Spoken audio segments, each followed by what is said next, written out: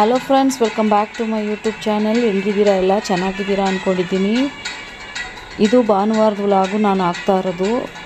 ನಮ್ಮ ಯಜಮಾನರು ಭಾನುವಾರ ಬಂದು ಅವ್ರ ಜೊತೆ ಕೆಲಸ ಮಾಡೋರೊಬ್ಬರು ಫ್ರೆಂಡ್ದು ಮದುವೆ ಇತ್ತು ಅಂತ ತುಮಕೂರಿಂದ ಗುಬ್ಬಿ ಅನ್ನೋ ಪ್ಲೇಸ್ಗೆ ಹೋಗಿದ್ರು.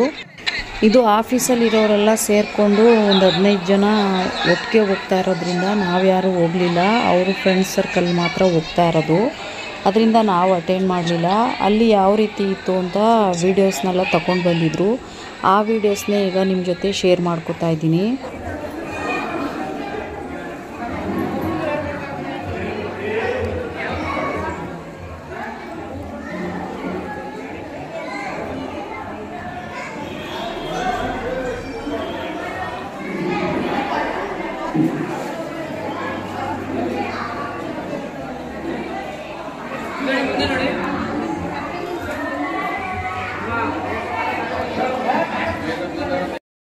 ಭಾನುವಾರ ಬೆಳಿಗ್ಗೆನೇ 4:15ಗೆ ಎದ್ದು ರೆಡಿಯಾಗಿ ಹೋಗ್ಬಿಟ್ಟಿದ್ರು ನಮ್ಮ ಯಜಮಾನರು ಮದುವೆಗೆ.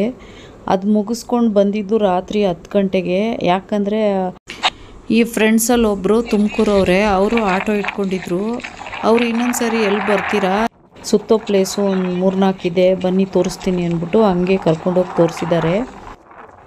ಮಂದಾರಗಿರಿ ಅಥವಾ ಬಸ್ತಿ ಬೆಟ್ಟ ಅಂತ ಕೂಡ ಇದನ್ನು ಕರೀತಾರೆ. ಇದು ದಿಗಂಬರ ಜೈನ ಪಂಥಕ್ಕೆ ಸೇರಿದ ಒಂದು ಪವಿತ್ರ ಸ್ಥಳವಾಗಿರುತ್ತಂತೆ. ಈ ಬೆಟ್ಟವನ್ನು ಹತ್ತೋಕ್ಕೆ 450 ಸ್ಟೆಪ್ಸ್ ಇದೆ ಅಂತ ಹೇಳ್ತಾ ಇದ್ರು. ಸ್ಟೆಪ್ಸು ಹತ್ತಕ್ಕಾಗಿಲ್ಲ ವಯಸ್ಸಾದವರು ಅಂದರೆ ಆಟೋ ವ್ಯವಸ್ಥೆ ಕೂಡ ಇದೆ. ಚೆನ್ನಾಗಿದೆ. ಬೆಟ್ಟ ಫುಲ್ ಹತ್ತದ ಮೇಲೆ ಫುಲ್ಲು ವ್ಯೂ ನೋಡಿದ್ರೆ ಹಸಿರಿನಿಂದ ತುಂಬಿದೆ ಅಂತ ಹೇಳ್ತಾ ಇದ್ರು. ಗ್ರೀನರಿ ಚೆನ್ನಾಗಿ ಕಾಣಿಸ್ತಿತ್ತು ಅಂತ ಹೇಳ್ತಾ ಇದ್ರು. ಗಾಳಿ ಕೂಡ ತುಂಬ ಬೀಸ್ತಾ ಇತ್ತು. ಇದ್ರ ಪಕ್ಕನೇ ಅಟ್ಯಾಚ್ ಆದಂಗೆ ಒಂದು ಕೆರೆ ಕೂಡ ಇದೆ. ಅದ್ರ ಹೆಸರು ಮೈದಾಳ ಕೆರೆ ಅಂತ.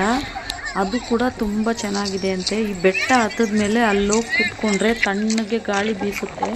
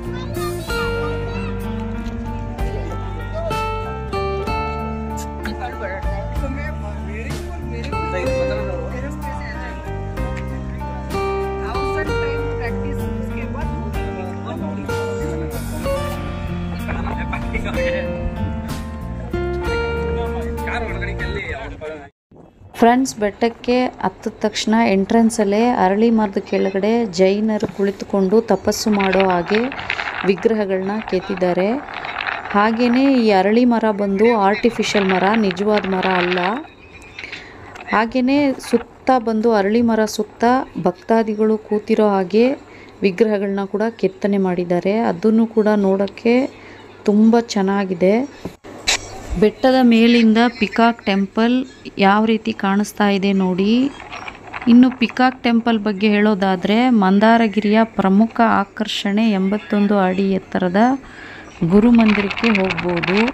ಈ ಮಂದಿರ ಜೈನ ಆಚಾರ್ಯರಾದ ಶ್ರೀ ಶಾಂತಿ ಸಾಗರನವರಿಗೆ ಸಮರ್ಪಿಸಲಾಗಿದೆ. ಇದಕ್ಕೆ ಇನ್ನೊಂದು ಹೆಸರು ನವಿಲು ದೇವಸ್ಥಾನ ಅಥವಾ ಪಿಂಚಿ ದೇವಸ್ಥಾನ ಅಂತ ಕೂಡ ಕರೀತಾರೆ. ಯಾಕೆಂದರೆ ಈ ಮಂದಿರವನ್ನು ಕಟ್ಟಿದ್ದು ದಿಗಂಬರ ಸನ್ಯಾಸಿಗಳು ಉಪಯೋಗಿಸುತ್ತಿದ್ದ ನವಿಲುಗರಿ ಬೀಸಣಿಗೆಯಿಂದ ಅಂತ ಹೇಳ್ತಾರೆ.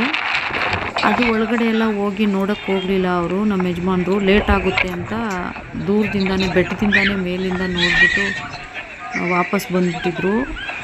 ಅದೆಲ್ಲ ಇನ್ನೂ ಮದುವೆ ಎಲ್ಲ ಇಲ್ಲ ಅಂದರೆ ಕ್ಲೀನಾಗಿ ಅದನ್ನು ನೋಡ್ಕೊಂಡು ಬರ್ಬೋದಿತ್ತು. ಇನ್ನೊಂದು ಸರಿ ಹೋದರೆ ಅದನ್ನೆಲ್ಲ ನೋಡೋದ ಅಂತ ಇದ್ದಾರೆ.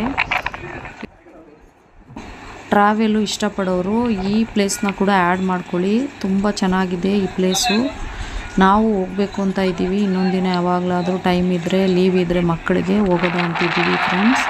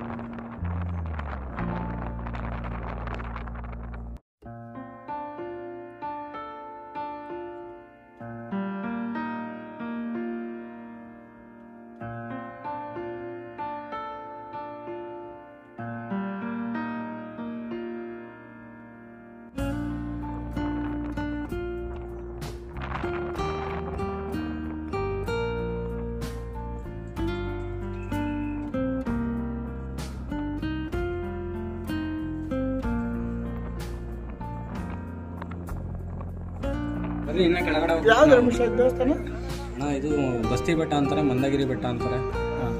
ನೆಕ್ಸ್ಟ್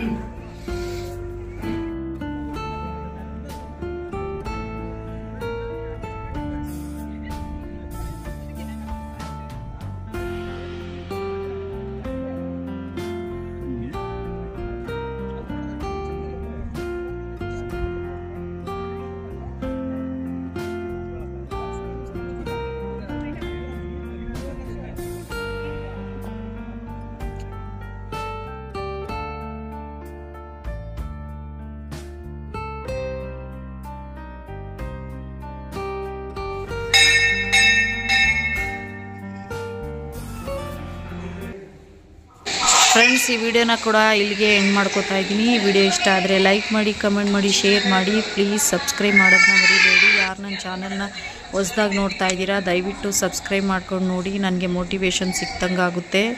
ವಿಡಿಯೋ ಇಷ್ಟ ಆದರೆ ಲೈಕ್ ಕೊಡಿ. ಏನಾದರೂ ಮಿಸ್ಟೇಕ್ ಇದ್ದರೆ ಕಮೆಂಟ್ ಮೂಲಕ ತಿಳಿಸಿ. ನೆಕ್ಸ್ಟ್ ವಿಡಿಯೋದಲ್ಲಿ ಸಿಗ್ತೀನಿ. Thank you for watching. Bye, take care.